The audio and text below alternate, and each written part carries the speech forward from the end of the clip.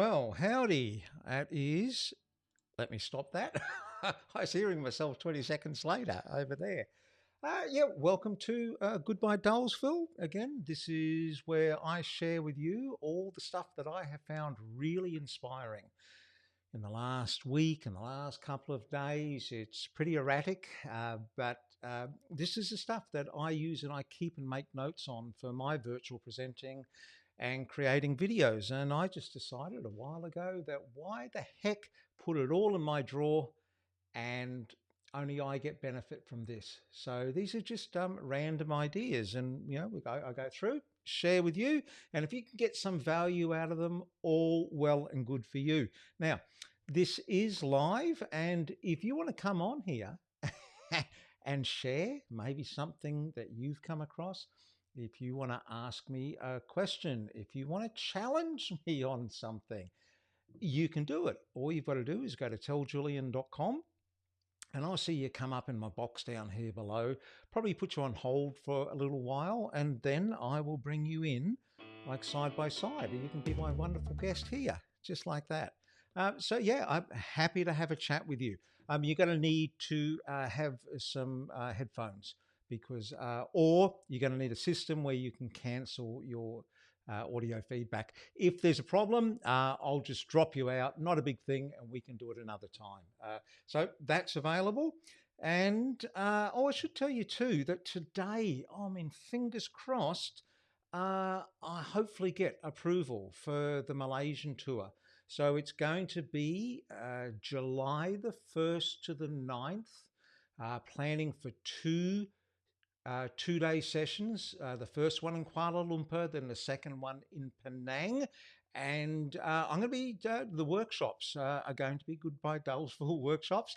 And they're going to be about how to do this, how to turn up virtually and more interesting and have more fun, engage more people, all that sort of stuff. Alrighty, what have I been seeing this week? All right, so this first idea that popped up to me was from Ashley Faust. This is on LinkedIn, and she was doing a live just like this, sharing a live, and it was the headline that grabbed me here. It was Devon and I are sick of coming up with titles and descriptions for our conversations that we haven't had yet. Sorry, I'll bring that up so you can see it. There it is. Yeah. These conversations we haven't had yet. So, at the start here, or if you're looking, I'm not sure where you'll see it, but there'll be metadata that I put in.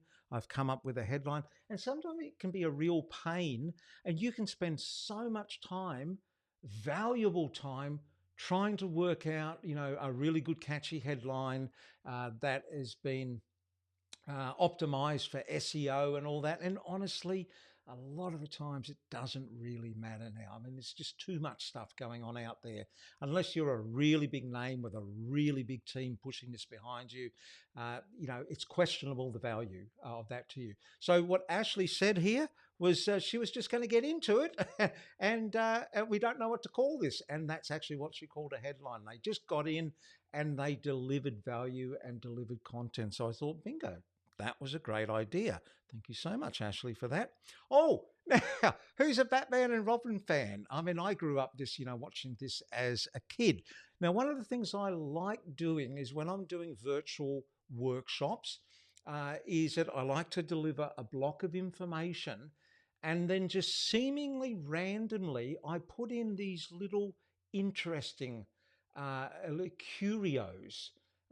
curiosity pieces. And I'm always looking for little things that I can put in. And what they do is that they just take the attendees out of that, absorbing content. And it's like a little bang on the head like that. So this, I thought, this is going into my file. And I thought I'd share it with you. It doesn't go very long. Look at this. A new egg firm is just open on Point View Street. The Go Thai Earth Caviar Company. Earth means eggs in French, but I don't get this other word at all. The word is fish, Robin. Go Thai is fish? See here. English phonetics.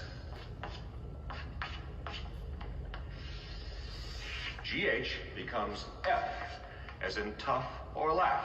O becomes I, as in women. TI becomes SH, as in ration or the word nation.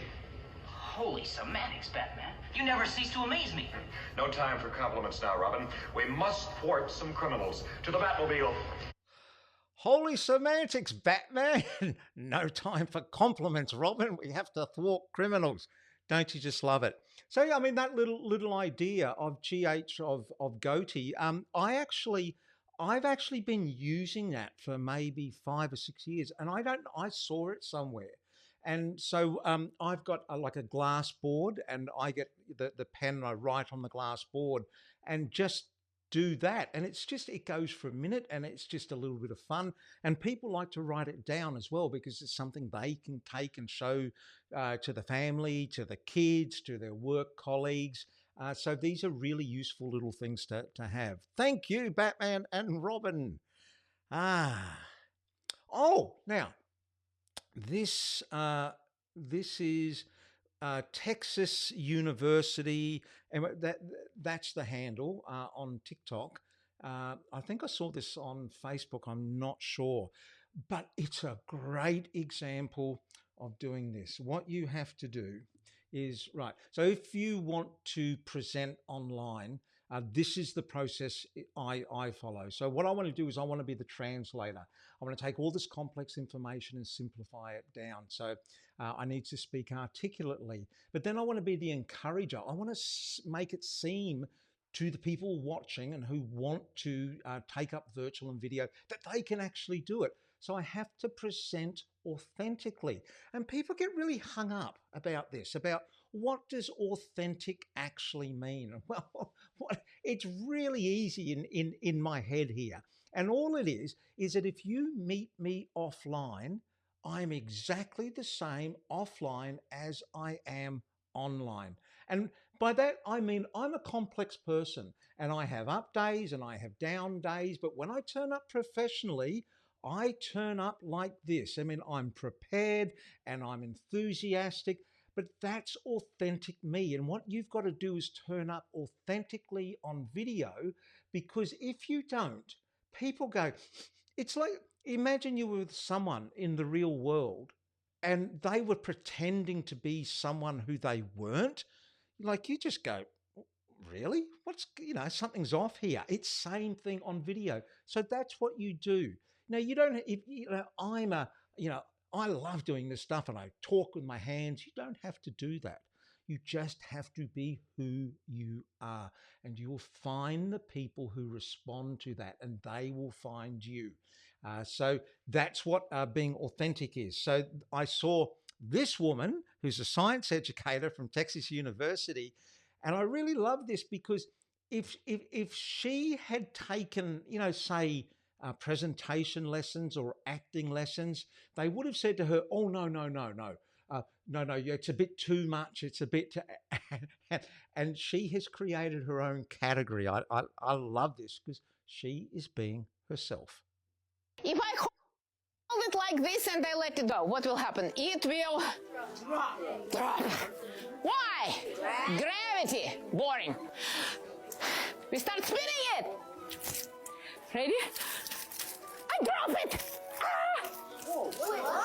And it stays. No, what? What's happening? What's happening? It's a gyroscope now. It is spinning and it is precessing like our planet Earth. You insert a tip of the knife into a large, heavy potato. Look, it's barely holding it. Now, if I take a mallet and I hit the handle like this, what will happen? Will the potato drop? Let's check. Love it. If you met a crazy woman with a knife and a huge, not just a normal potato, but a huge potato and a mallet, right? Anyway, I just thought she's great. She's a great example. You can go and follow her on TikTok. She's got all these different science experiments. And I think it's not just her. I think it's their team, but she seems to front it. And they've got about 1.5 million subscribers. So there's a lot of people who like this out there. So thank you so much. Now here we go. Warwick Merry. Now, if you don't know Warwick Merry, I hang out with Warwick on LinkedIn and in the Professional Speakers Association. Warwick is a speaker and he's an MC, like a host of events, a very funny guy, a very good presenter, and he's also building community around people who create events. And he posed a really good question during the week. It's about what happens now when we have to think about pronouns and we just have to be more careful with our language. What happens to the standard introduction of ladies and gentlemen? Right. And so Warwick has gone on, and you want to maybe go check out this thread that he's done. If you go to Warwick's feed in LinkedIn, go and join up with Warwick anyway. What's it? Connect with Warwick. That's what I'm trying to say. And just go down and find this and listen and look at what some of the other people have contributed, because there's quite a bit of conversation around this. He's given some ideas there. Now, I was frustrated about this when I first read it because I thought, right, because in my days when I was doing magic, and I've got some good ladies and gentlemen type openers, funny little ones, but they use ladies and gentlemen. And I'm so used to saying it in that ringmaster type way. So one part of me goes, I got to go change, do something new.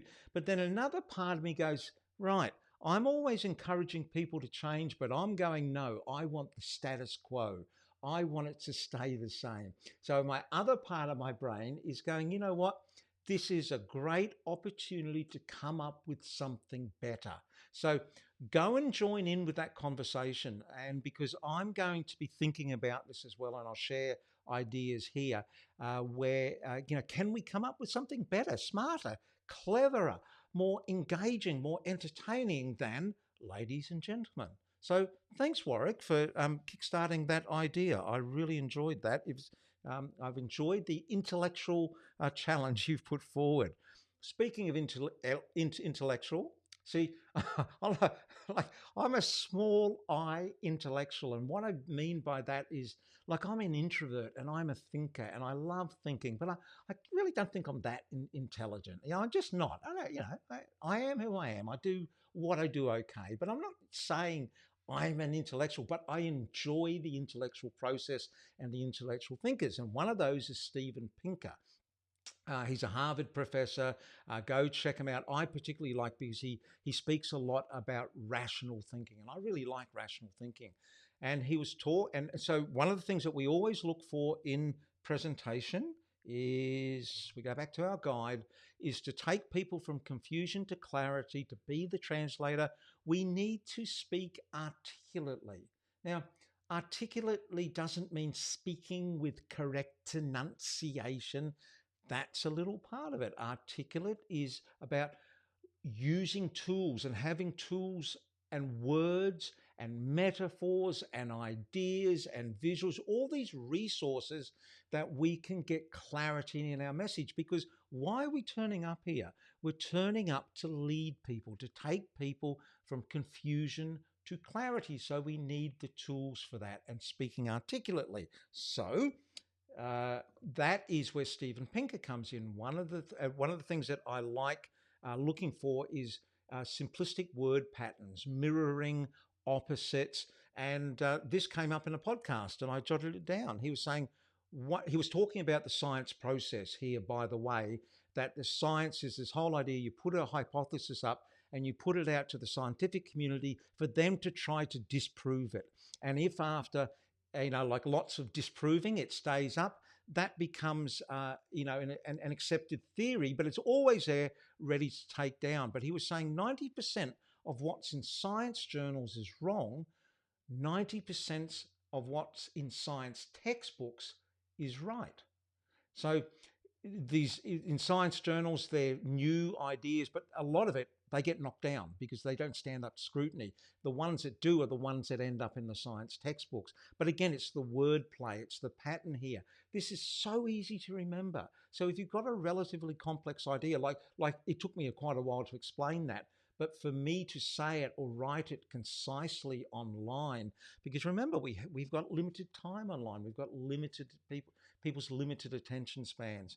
So we look for these types of words and patterns. So this now goes into my file. I have pages of these, and anytime I'm trying to encapsulate an idea into a pithy little repeatable line like this, I go to my file, and quite often just looking through, I get ideas. I go, oh, percentage, oh, right, wrong, the opposites. So thank you, Stephen Pinker.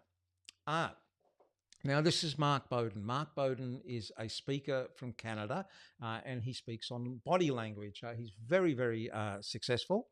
And I follow a lot of what Mark does. This caught my eye because what I do here, this sort of thing here, a lot of people look at it and they go, oh, I'd love to do what you're doing. And they get obsessed about doing this. And they forget about the content. So let's just go back to our guide here for a moment. All this process that I use to turn up to be an engaging and useful virtual presenter, that is the important bit. This is the gift we give to people. Remember, it's a gift. So all that is inside this gift that we package. This is just the packaging around my content, which I put a lot of effort into and it's well thought out. But if I gave you a gift and it was beautifully wrapped and you opened it up and it was just a second rate or rubbish or substandard gift inside, you would be really disappointed. You're way more disappointed when your expectations are set high because the packaging is good, but the gift is bad. So always remember, yes, the packaging matters, or as Seth Godin says, the wrapper matters. It does, but it matters that much compared to what the actual content is. So put all your effort into your content. So this comes back to Mark Bowden here. This is... Hey there, Michael Leckie here with my good mate Mark Bowden. And what we do most of the time is we consult some of the most senior leaders around the world. But we realize that not everybody out there is a senior leader or corporate executive. Okay, so what I just wanted to point out with this is their packaging. So this might be StreamYard. I'm not sure the app that they're using, but it's just simple white frame and with no fancy borders, no fancy colors, no fancy this. The content is superb. And so you don't need the packaging, you need the content inside. And I just thought this was such a great example and a comparison to what I do. I mean, I hope my content is good. Well, I'm very confident my content is good. But this is my thing and I like doing this, and you can do this as well, but you do it after you've got the content down. All right, this is another idea I saw. This was just someone I connected with on LinkedIn, Deb JoJo Curtis. I don't know Deb JoJo Curtis, but she was part of a live or a group that I was watching of similar interests. So I reached out and said, oh, hey, you're interested in connecting? And we got back and we connected. Now, I read through Deb's profile because anyone who connects with me, I go through and I actually check out who you are and what your profile is. And quite often I'll send you a video. And I'll give you, I'll send you a hello video. But so Deb JoJo Curtis, buy that business with SBA, empowering professionals to etc. And to me, this is yada, yada, yada. Now, I'm not criticizing. It's just that we work in different areas. That bit didn't connect with me. But then I got down to the last bit, guided by God, grit and grace. And I went, wow. Now, I'm not a religious person. It's got nothing to do with it. I'm not. But that she said, this is who I am. And she used a lovely word palette of GGG and God, grit and grace, and it just rolls off the tongue. I thought that this was just beautiful at the end. That is what got my attention compared to everything else. And I'm not saying that's right or wrong. I'm not her particular customer, but as a way to put your stamp on about that's my North Star. So, this is what I do, all the top stuff. This is what I can do for you in a commercial or a transactional sense. But if you want to know a bit about me, wow, I just thought that was brilliant. So, JoJo, big thumbs up for that. I thought that was great. Now, I'm always looking for metaphors. This is Brian Cox. If you don't know Brian Cox, he's like a pop star astrophysicist. And I think this was on the Joe Rogan podcast. It seems Alpha Club, whoever you are, has made this video, but I'm using it for educational purposes. So, I'm happy to share it here. This is a great metaphor, and it's a great metaphor for ambiguity. So this is going in my file. Anything time I'm going to talk about something that, like, it's no precise, there's no precise answer to it. I go, it's like this. And I'll use this and play this as a metaphor. Just have a listen. But in the brief history of time, Hawking says, well, imagine bouncing a ball. So we bounce a ball on the table now, a tennis ball. So I drop it and I catch it again. So let's say I drop it and it takes a second to bounce up. So in that second, the Earth has moved about 18 miles or so in space around the sun. So you could ask the question, did that ball return to the same place in space or not? And the answer is, you can't answer it. It does from our perspective, but from the perspective of someone watching the Earth go all the way around the sun, when I caught it again, it had moved 18 miles. And then from some other perspective, it would have done something else. So the point is, you can't say this is a point in space. It came back to the same place, because that just depends on your perspective. Depends on whether you're watching the Earth go around the sun or whatever it is. So Einstein said that means there's no such thing as absolute space. So what we can say from that is sometimes there's no absolute way we can answer something. So this is going into my file. That's, you can screenshot that. That's where I found that from. And that's it. That's it for my insights and inspiration this week. So, if you can get value out of that, that would be fantastic. So, yeah, I come back and I do these whenever I can. And thank you to all those people who inspired me this week. And maybe you can pass it on. And what's that saying? Not pass it forward. Pay it forward. Yeah, maybe you can pay it forward as well. If you get some ideas, maybe you can put them in a post and share them with other people as well. All right, terrific. You have a lovely time, and I'll see you all whenever.